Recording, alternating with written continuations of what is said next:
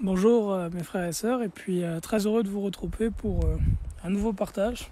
En fait, je réenregistre les partages que j'ai fait sur les rêves prophétiques, les songes que j'ai reçus, parce que l'enregistrement que j'ai fait était une très mauvaise qualité. Moi-même j'ai du mal à l'écouter.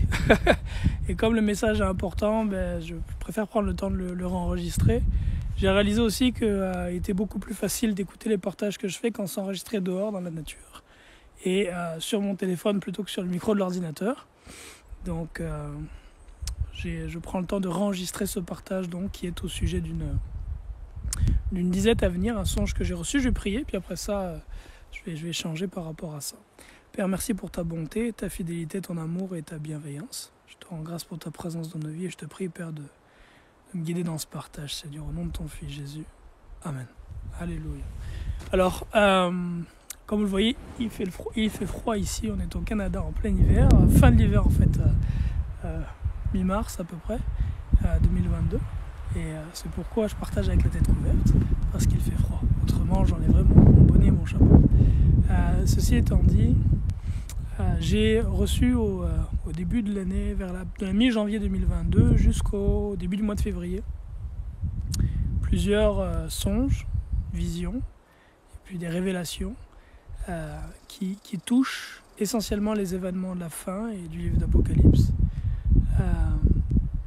Ces messages que j'ai reçus en fait montrent que toutes ces choses sont très proches, que nous sommes dans les années de l'accomplissement de ces prophéties bibliques. Et je souhaite donc les partager afin d'avertir les frères et sœurs. Je veux vous mettre en garde évidemment, à savoir que je vous encourage à ne pas rejeter en bloc ce que je vais partager qui est prophétique, et ne pas non plus l'accepter en bloc, mais tout simplement à aller avec devant le Seigneur. Selon que le dit l'Écriture, je vais partager le passage de la parole qui est dans Thessaloniciens 5 verset 20 qui dit « N'éteignez pas l'esprit, ne méprisez pas les prophéties, mais examinez toutes choses et retenez ce qui est bon. » Examinez toutes choses, retenez ce qui est bon. Donc je vous invite à faire preuve donc, de prudence avec ce que j'ai partagé, à l'amener donc devant le Seigneur. Je n'ai jamais vraiment partagé de messages prophétiques que j'aurais reçus. C'est la première fois vraiment que je le fais, en tout cas sur un sujet comme celui-ci. J'ai par le passé, en 2020, j'avais partagé les messages prophétiques d'un frère des États-Unis que j'avais traduit. Malheureusement, ce qu'il avait reçu s'est avéré ne pas venir de Dieu, probablement. Et je me suis repenti par la suite donc d'avoir partagé ces messages-là. Là, il ne s'agit pas de messages d'une autre personne, mais de ce que moi j'ai reçu personnellement. Ceci étant dit, je vous invite encore une fois donc, à ne pas mépriser, mais à ne pas non plus prendre ceci pour du cash, comme on dit, mais à aller l'éprouver devant le Seigneur. Donc, j'ai reçu un premier rêve qui est au sujet de l'Église, que j'ai déjà partagé. Le deuxième était, juste après ce rêve-là, j'avais une vision. J'ai eu une vision, c'était à la mi-janvier, et en me réveillant, j'ai eu l'interprétation de la vision que j'ai reçue. Cette vision annonce une disette à venir et je souhaite donc vous la partager. Alors, vision au sujet d'une disette à venir, donc reçue à la mi-janvier 2022, donc ça fait à peu près 2 mois que je l'ai reçue. Alors dans cette vision, en fait, c'est une vision que j'ai eue au moment où j'étais en train de me réveiller. Mes yeux n'étaient pas encore ouverts et cette vision était un peu comme imprimée sur mes paupières en quelque sorte. J'ai commencé par voir tout d'abord ce que vous voyez ici à l'écran, donc j'ai vu un moteur. Tout ce qui est derrière le moteur, là, les nuages et puis l'environnement ne faisait pas partie de la vision, c'est moi qui ai rajouté ça. Ça c'est un environnement un peu noir, vert, sombre que j'avais eu dans une autre vision l'année dernière que je vais partager aussi.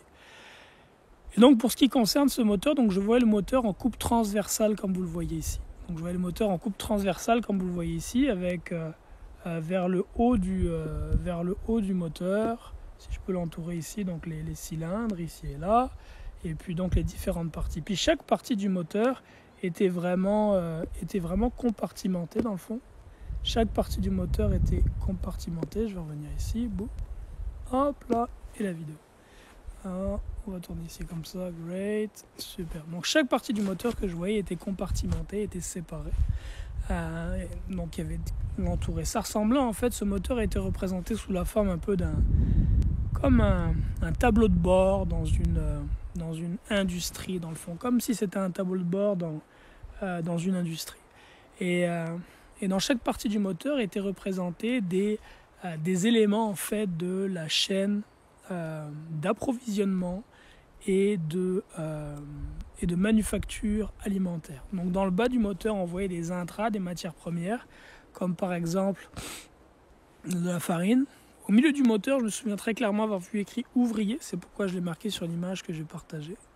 Et en haut du moteur, aux extrémités, au niveau du cylindre, on voyait des produits finis de la chaîne alimentaire, comme par exemple un pain, une baguette par exemple, ou encore un brocoli emballé dans du plastique, donc ce genre de choses. Chaque partie du moteur clignotait, vert, rouge, en tout cas ça clignotait rouge. Ce que ça me montrait en fait, c'est que le moteur était dysfonctionnel. Il était dysfonctionnel. Chaque partie en fait était dysfonctionnelle par alternance. Fait que ça pouvait être les cylindres qui étaient dysfonctionnels, ou le centre du moteur, ou ça pouvait être la base du moteur. Donc toutes les parties clignotaient. La partie ouvrier clignotait, la partie des produits finis clignotait, la partie des intras clignotaient aussi. Donc toutes les parties du moteur en fait clignotaient dans le fond. En voyant le moteur, ce que je voyais, c'est qu'il était gravement dysfonctionnel. Il n'était pas à l'arrêt, mais était gravement dysfonctionnel. Juste après avoir vu cette image, qui a duré quelques secondes, peut-être 5 secondes, j'ai vu une autre image. Et je vais vous la partager. Voici la deuxième image que j'ai vue, c'était donc la mire, comme vous la voyez ici. La mire, et au centre de la mire, il y avait des objets de l'alimentation. Le dernier que j'ai vu était une part de gâteau, qui était représentée sous la forme d'un jouet, donc une part de gâteau dans une dinette d'enfant. Hop, donc ça c'est la deuxième chose que j'ai vue. Donc la mire, donc il y avait des objets de l'alimentation sur lesquels qu'elle visait, et ces objets ils défilaient un par un. Donc la mire restait fixe, et donc au centre de la mire de la croix, des objets d'alimentation qui passaient. Donc mettons une baguette, un brocoli, une laitue, et différents objets d'alimentation représentés sous la forme de jouets d'enfants, et le dernier que j'ai vu était donc la part de gâteau. Je vais vous partager l'interprétation de ceci après. Ceci étant dit, pourquoi est-ce que c'était représenté sous la forme de jouets d'enfants? Ça, j'ai pas eu l'interprétation pour cette partie-là. Si le Saint-Esprit vous met quelque chose à cœur, vous pouvez le mettre sous les commentaires en dessous. Un autre élément par rapport à cette mire, c'est que tout autour de la mire, il y avait des petits points qui étaient en train de charger. Qui s'allumaient un par un, ils s'allumaient tous. Je ne sais plus s'il y avait un tiers qui était allumé, la moitié, les trois quarts, mais en tout cas, ils étaient en train de s'allumer.